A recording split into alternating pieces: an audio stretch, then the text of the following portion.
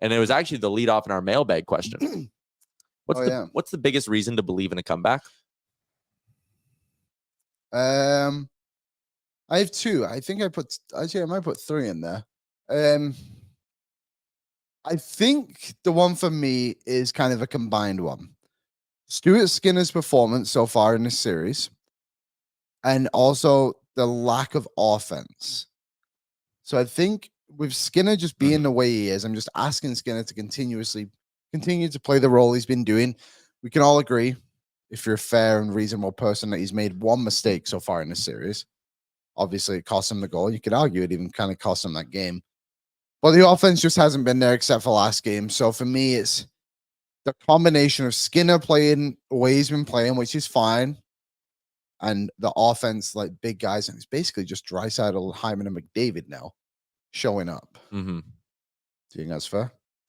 I think so. There's a comment in here from our guy Riley, who's a regular in the chat. Biggest reason, Bob is a streaky goalie. Ryan also points out, wow, Bob's stats took a hit.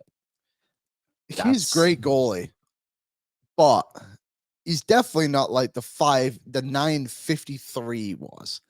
He has not been like outstanding this entire playoffs. I think this low run of 3 games, and I would honestly 2/3 of a game, because in that third period he wasn't good in game 3. Been a bit of a mirage. He's got to come down to earth eventually. What's the regression to the mean? Is that your regression to the mean? Your tattoo. Yeah. So that's kind of the thing for Bob. The Oilers seem to have found a way. For me, it's you got to get to the net. You got to get to the net. You look at those first 2 goals they scored, and kind of different situations, but you crash the net and you get behind the defenseman, and then all of a sudden you're up 2-0. And even Holloway's goal, like, he was right inside on Bob there, right in on him. Yeah, like, again, there's a lot of things when you look at those goals. Like, none of them were through traffic. Maybe you could say not even the Nuge goal, because that was a pass to the side, beat Bob. Like, to me, I struggle with what's my number one reason to believe the Oilers can turn it around in terms of the entire series as a whole. But the number one reason I think this thing could come back to Edmonton is because of Bobrovsky. And because it really does feel like they found a way to solve him to some extent. You look at that first goal, nothing Bob can do there, right? Like, I mean, Connor Brown makes a relatively solid creative play to work it around, throws it in front. Janmark gets a bounce. It's 1-0. On that second goal, I don't even really blame Bob all that much, but he was stopping pretty much every grade A chance the Oilers threw his way through the first, call it 8 periods of this series. And that right there was a grade A where Henrique went to the net with more of a purpose than just getting a stick on the puck. It was go to the net and get it up high. Yeah. And again, that's a conscious effort to do that. I think if you're going to the net on any other goalie, or it's just a regular season game, you maybe try to make that high skilled play, but you also probably just go and try to get a cleaner deflection off and tap it 5-hole or something, right? Adam Henrique going to the net knowing he's got to get it up. I think that's a conscious effort to do that. Then you get the third goal of the game, which, again, the third goal was the Holloway goal. The Holloway goal, where he raised it, but he raised it right in on him, wasn't he? Right in on him, and he was right at the top of the blue paint. So you've got 3 goals. 2 of them were elevated.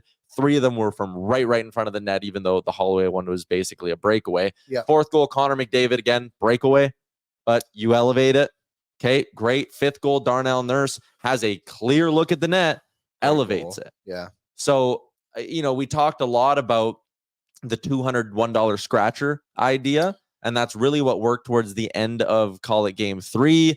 And then into game 4, it felt like the Oilers made more purposeful high skill plays a lot of the times, and that seemed to be working because they were elevating the puck and beating Bob. So if you keep the puck up high, I think there's a real chance Bob keeps struggling. Yeah, I think so too. I'm just kind of thinking back, that Holloway goal, it's like I said, a bit of a breakaway, and you look back at game 1, Henrique and Nuge both had breakaways, and they both kind of went to I guess it would be backhand for both of them too, right? Yeah. And they just didn't elevate a puck. Yeah. But clearly it's been a bit of a game plan. It's like, hey, if you have a bit of a breakaway, you've got to go on that side of Bob and get it up. So yeah, it's going to be very interesting. I think one layer, there's 2 things I want to put on this, and one of them, unfortunately, is a bit of a dampener on this whole conversation. But the first one is, Florida fans, it's not a disrespectful thing, but you're not Edmonton fans. Mm-hmm. I think if you can go into that building, get a couple of goals just in the first period, not even early, and just kind of get the momentum in your way, then that barn's going to really quiet down. They're not going to be able to lift up the team like we would be. Well, and they're going to be nervous. Yeah, for sure. Like and it's similar to us. Like when Florida were bad, the Oilers were bad. Mm-hmm. They've been through bad times. Granted, we were there through them. They've just shown up the last couple of weeks. But either way, like they know what the true fans know what a bad team, bad moments can be. The other one that's kind of worrying me a little bit, and people aren't going to like this, might damage my reputation. The Tampa Bay Lightning smoked Florida in Game 4 in Round 1 when they were down 3-0. Scored 6 on Bob. They went home. Bob didn't get pulled, but they went home. Florida did and smoked him 6-1. Bob had a 969.